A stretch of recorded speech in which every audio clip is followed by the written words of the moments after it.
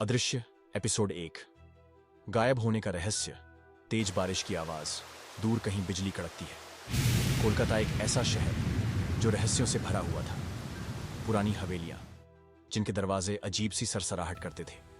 संकरी गलियां जिनमें रात होते ही अजीब फुसफुसाहट सुनाई देने लगती थी। और वो अनदेखी शक्तियां जो सिर्फ ही भाग्यशाली या बदकिस्मत लोग ही महसूस कर सकते थे। लेकिन कबीर बसु इन सब पर यकीन नहीं करता था। वो एक इन्वेस्टिगेटिव जर्नलिस्ट था जिसका काम था सच्चाई को सामने लाना। भूत प्रेत की कहानियां उसे बचपन से ही बकवास लगती थीं, मगर वो रात सब कुछ बदलने वाली थी। पुराने लोहे के गेट के खुलने की आवाज, हवा के झोंके से सूखे पत्ते सरसराते हैं। कबीर को एक गुमनाम फोन कॉल आया था। उत्तर कोलकाता की एक वीरान हवेली का पता दिया गया था, एक ऐसी जगह जहां जाने के बाद लोग वापस नहीं लौटते।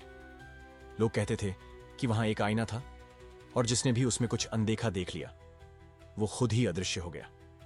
कबीर के लिए यह अफवाह से ज्यादा कुछ नहीं था। उसके हाथ में टॉर्च और कैमरा था, दिल में बस सच्चाई का जुनून। वह हिम्मत जुटाकर हवेली के अंदर गया।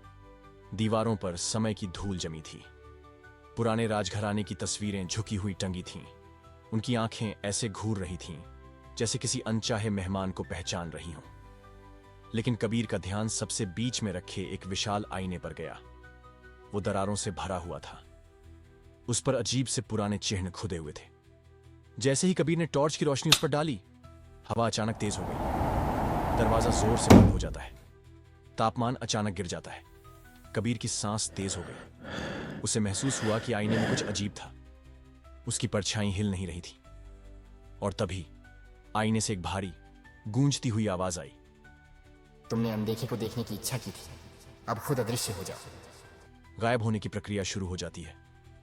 आईना टूटने की आवाज, कबीर की चीख, फिर अचानक सन्नाटा। तेज ठंड जैसे उसकी नसों में दौड़ पड़ी। उसके शरीर में झनझनाहट हुई। आंखों के आगे अंधेरा छा गया। वह जमीन पर गिर पड़ा और होश खो बैठा। धीमी सांसों की आवाज, घड़ी की टिक टिक। जब कबीर को होश आया तो वह अपने अपार्टमेंट में था, पसीने में लथपथ।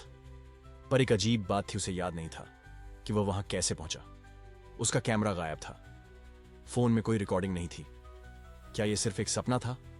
वह बाथरूम में गया, चेहरे पर पानी डाला और आईने में देखा, पर वहां कुछ नहीं था। उसका अक्स ही गायब था। कबीर घबराकर, यह क्या हो रहा है? कबीर ने अपने चेहरे को छू कर देखा। वह महसूस कर सकता था कि वह वहीं था, मगर आईने में उसकी कोई परछाई तक नहीं थी। डर और घबराहट से उसका दिल तेजी से धड़कने लगा। कमरे में रखी कुर्सी जोर से गिरती है। कांच टूटने की आवाज। उसने घबराकर अपने हाथों की ओर देखा। उसकी उंगलियां हवा में घुलने लगीं। वह गायब हो रहा था। बाहर से आती गाड़ियों की हल्की आवाज, लैपटॉप ऑन होने की बीप, कीबोर्ड की टाइपिंग। कबीर ने ठंडे पसीने में भीगते हुए कुछ रिसर्च करनी शुरू की। उस हवेली का इतिहास खंगालने पर एक खौफनाक सच्चाई सामने आई। वो हवेली 1800 के दशक के एक तांत्रिक की थी जो अदृश्यता की विद्या पर शोध कर रहा था। उसकी आखिरी लिखी हुई बात थी, चुने हुए व्यक्ति को वह शक्ति मिलेगी जो दुनिया से परे है। क्या कबीर को भी उसी रहस्यमयी शक्ति का हिस्सा बना दिया गया था? उसी पल उसे अपने पीछे किसी की सांसों की आवाज सुनाई दी, धीमी भारी सांसें। वह झटके से पीछे मुड़ा, पर वहां कुछ नहीं था, मगर उसे यकीन था कि अब वह अकेला नहीं था। इस पहले एपिसोड में हमने कबीर के अदृश्य बनने की शुरुआत देखी। अब सवाल यह है कि क्या यह एक शाप है या वरदान? क्या कबीर अब हमेशा के लिए अदृश्य रहेगा? एपिसोड 2 में कबीर इस नई शक्ति के प्रभावों को समझने की कोशिश करेगा, लेकिन जल्द ही उसे एहसास होगा कि कुछ और भी अदृश्य है और यह उसका पीछा कर रहा है।